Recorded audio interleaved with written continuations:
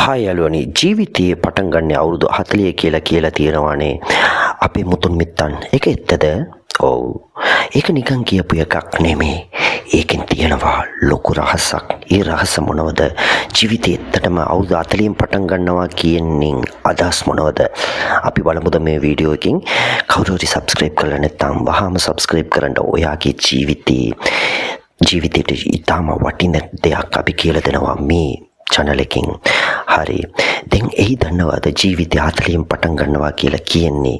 දැන් ඔයාලා අවුරුදු 20 දී 25 දී ඔයාලා දෙනුම රෙස් කරන්න ගොඩක් මහන්සි වෙලා ඇති.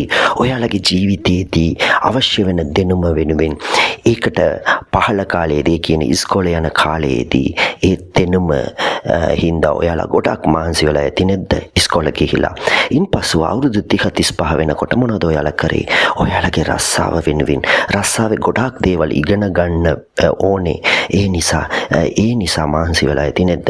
එතකොට ජීවිතයේදී ඔයාලට ආස හිතන දේවල් කරන්න ඒ කාලය තුලදී ඔයාලට වෙලාව නැතුව ඇති. ඒ හින්දා තමයි කියන්නේ අවුරුදු 40 වෙනකොට දැන් ඔයාලා හැම දෙයක්ම දැන් ඉගෙනගෙන ඉන්නවා.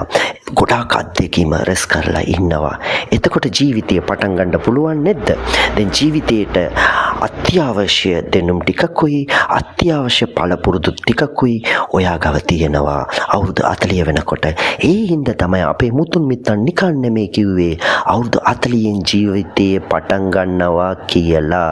ඉතින් ජීවිතේ පටන් ගන්නවා කියලා කියන්නේ මොකොත් නෙමේ.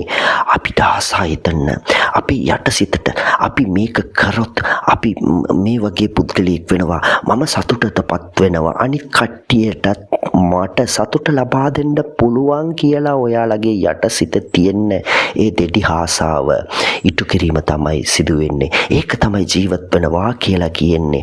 අපි වෙනුවෙනුත් අනුන් වෙනුවෙනුත් අපි ජීවත් වෙනවා කියලා කියන්නේ අපේ දෙඩි ආසාව ටික. නමුත් එක කන්ඩිෂන් එක. ඒ දෙඩි ආසාව හින්දා කවුරුත් කිසිම හානියට ලක් වෙන්න බෑ. එහෙම බැරි ඕනම ආසාවක් අපි ක්‍රියාවෙන් එළියට එන එක තමයි අපි ජීවත් වෙනවා කියලා කියන්නේ. ඒකට ඉඩකඩ සලසනවා අපේ අවුරුදු 40. ඒක තමයි කියලා තියෙන්නේ අවුරුදු 40න් පස්සේ ජීවිතේ පටන් ගන්නවා කියලා. දැන් මේකට මොනවද අපි කරන්න ඕනේ?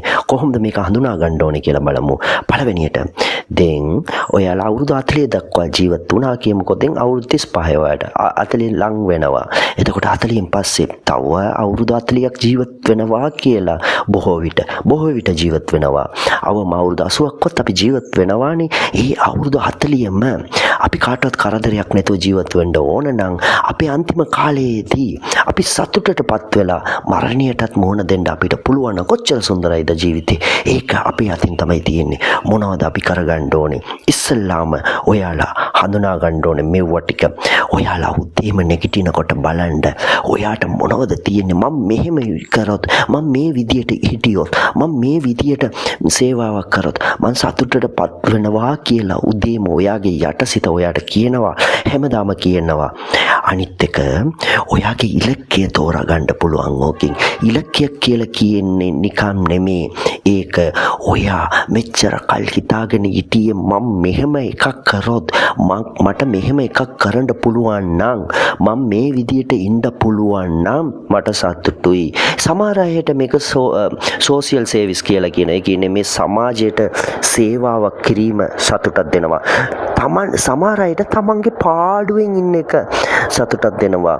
ඉතින් මොනවා වුණත් තමන්ගේ පාඩුවේ ඉන්නවා කියලා කියන්නේ ඕකෙන්නුත් ඔයා පාඩුවෙන් ඉඳලත් ඔයාට සතුට ලබා දෙන්න පුළුවන්. අනුන්ටත් සතුට ලබා දෙන්න පුළුවන්. ඕකත් එක ක්‍රමයක්. ඕකත් තාගට එකක් වෙන්න පුළුවන්. මොනවා වුණත් හොඳට හිතලා බලන්න. උදේ නැගිටිනකොටම බලන්න. එතකොට 40 වෙනකොට ඔයා සූදානම් වෙන්න ඕනේ මෙවට. ඒ වගේ තමයි දැන් මේ සමාජයට ගොඩාක් දේවල් ඔයාට කරන්න තියෙනවා. ඒක ඔයාගේ යටසිත කියයි මේවා මට කරන්න පුළුවන්. මේ හැකියාව මට තියෙනවා කියලා. ඒ වගේ තමයි ඒ කුඩා ව්‍යාපාරයක් පටන් ගන්න ඕනේ කියලා ඔයාලා හිතලා ඇති පොඩි කාලේදී 40 වෙනකම්. දැන් ඒක ඔයාට කරන්න පුළුවන් නේද? කුඩා ව්‍යාපාරයක් පටන් ගන්න. වහම පටන් ගන්න. ඉතින් ඒකෙන් ඔයාට සතුටක් ලැබෙනවා නේද? ඒ වගේ තමයි දැන් මේ සමාජයේ සේවාවක් කරන්න ඕනේ. අනිත් අයත් එක්ක එකතු වෙලා සේවාවක් කරන්න ඕන කියලා ආසාවක් ඒක තියෙනවා නම් ඒක පටන් ගන්න. ඒ වගේ මේ කලාවෙන් ඔයාට කලාකරුවෙක් වෙන්න ඕන කියලා ආසාවක් ඒකත් කරන්න පුළුවන්.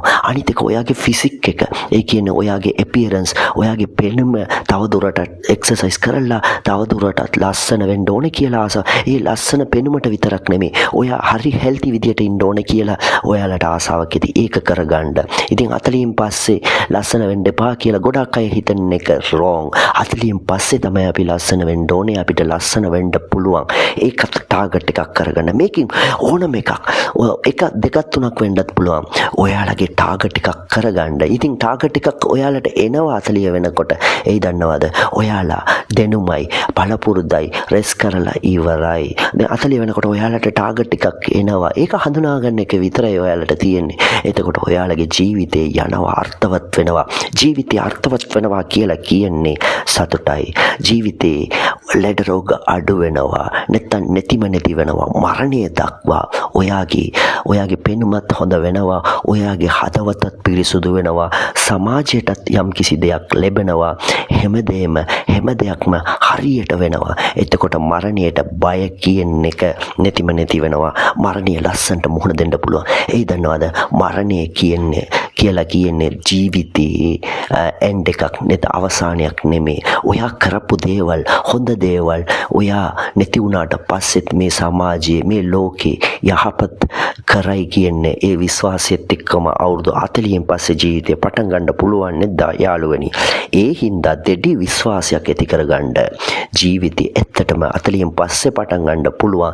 ඒකට ඉඩකඩ තියෙනවා. ඒක සයිකොලොජිකලි ඒක සයන්ටිෆිකලි ඇත්ත වශයෙන්ම සිදුවෙන්න පුළුවන්. එහෙම පටන් ගත්තොත් ඔයාගේ හෙල්ත් විදියට ඔයාට හොඳට ඉන්න පුළුවන්. මානසික තෘප්තිය ඔයාට ලැබෙන්න පුළුවන්. ඔයාගේ මේ පෙනුම තවත් ලස්සන වෙන්න පුළුවන්. ඔයා ගොඩාක් ප්‍රිය හිතන පුද්ගලයෙක් වෙන්න පුළුවන්. ඒ හින්දා මේ මොටිවේෂන් වීඩියෝ එකකින් අපි බොහෝ දේවල් ඔයාගේ ජීවිතයට ඉතාම වටිනා දෙයක් දෙන බොහෝ දේවල් අපි සාකච්ඡා කරා. ඒ නිසා කවුරුරි මේ channel එකට තාම subscribe කරන්න නැතුව බලාගෙන ඉන්නවා නම් කරුණාකරලා subscribe කරන්න. මේ වගේම ජීවිතයට ප්‍රයෝජන වෙන ගොඩාක් දේවල් අපි මේ වීඩියෝ එකකින් අපි මේ channel එකකින් අපි ගේනවා. ඒ පමණක්